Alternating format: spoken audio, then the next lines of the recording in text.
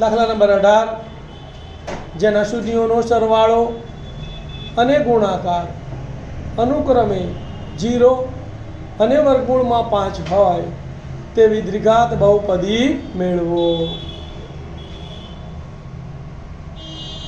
ધ્યાન આપો ભાઈ, અહીં શૂન્યોનો સરવાળો આલ્ફા વત્તા બીટા બરાબર કેટલો છે? 0 અને શૂન્યોનો ગુણાકાર આલ્ફા ગુણ્યા બીટા બરાબર કેટલા છે? વર્ગમૂળમાં 5.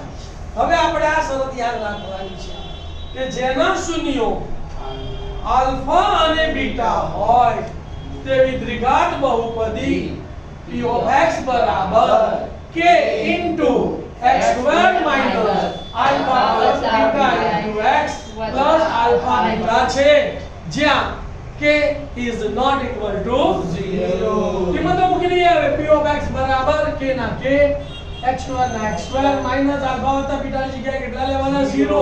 તો 0 ગુણ્યા x વત્તા alpha ગુણ્યા બીટા ની જગ્યાએ વર્ગમૂળમાં 5 વત્તા વર્ગમૂળમાં 5. 0 ગુણ્યા x એટલે 0, બાકી બધું એમને એમ લખીએ તો માટે p of x બરાબર k into x square minus 0 વત્તા વર્ગમૂળમાં 5.